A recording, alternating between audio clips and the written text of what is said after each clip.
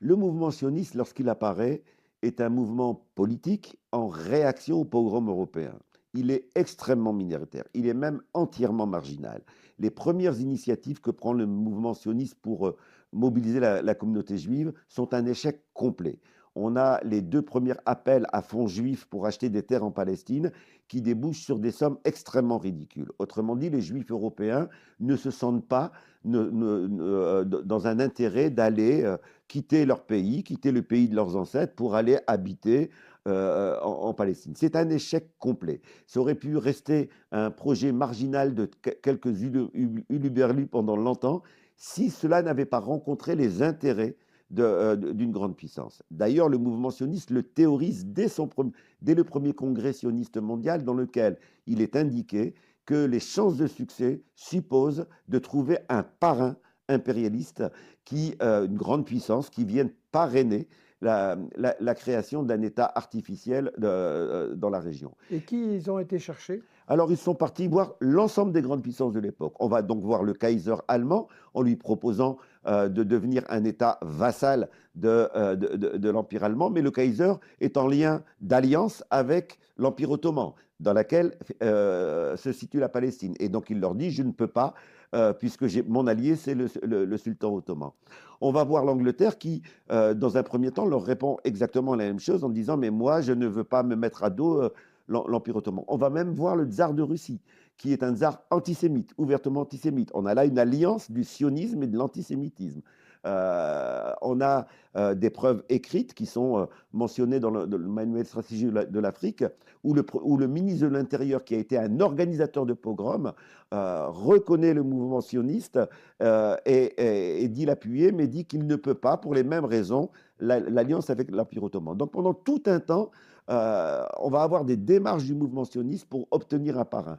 Il va falloir attendre la Première Guerre mondiale, et en particulier la défaite des Dardanelles, c'est-à-dire les Anglo-Français commencent la guerre par une grande défaite, une énorme défaite qui aurait pu changer le cours de la guerre, et leur stratégie, ça va être d'essayer d'obtenir l'entrée en guerre des États-Unis.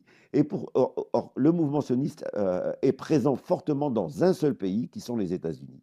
Et donc, le mouvement sioniste va être un acteur premier de l'entrée en guerre des États-Unis en faisant agir tous les réseaux, tous les soutiens qu'ils ont au sein du gouvernement états-unien. Et ils vont finir par jouer un rôle important dans l'entrée en guerre des États-Unis. Et c'est à ce moment-là que pour obtenir cette mobilisation du mouvement sioniste états-unien, eh bien, on va avoir les deux déclarations qui montrent l'enjeu international de la Palestine. La déclaration Balfour, qui promet aux sionistes la création d'un foyer national juif en Palestine, autrement dit d'un État palestinien. Hein, on a choisi des mots pour masquer l'enjeu, mais c'est en réalité un État juif en Palestine.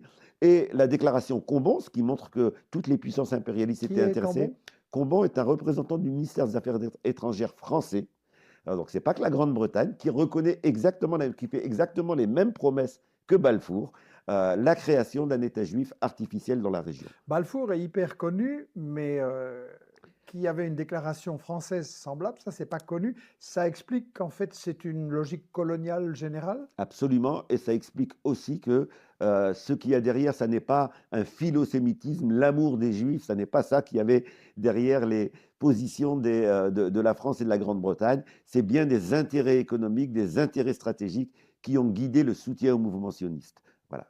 De la même façon que ça n'est pas simplement par refus de l'antisémitisme que le mouvement sioniste se développe, c'est aussi dans le cadre d'un service offert à un certain nombre de grandes puissances. Cette histoire-là, c'est pas ce qu'on m'a raconté à l'école. Et moi, ce qu'on m'a dit, c'est Israël est né parce qu'Hitler avait massacré les Juifs, donc il fallait qu'ils aient un refuge. Eh bien, ça s'appelle un mensonge historique, ça s'appelle un roman de justification, un roman de légitimation. Il suffit d'aller plonger dans les débats du mouvement sioniste antérieur à la Shoah pour s'apercevoir que les dés sont déjà joués avant et que dès le mandat britannique, on a la volonté de rendre majoritaire la population juive en Palestine pour déboucher sur un État majoritairement juif en Palestine.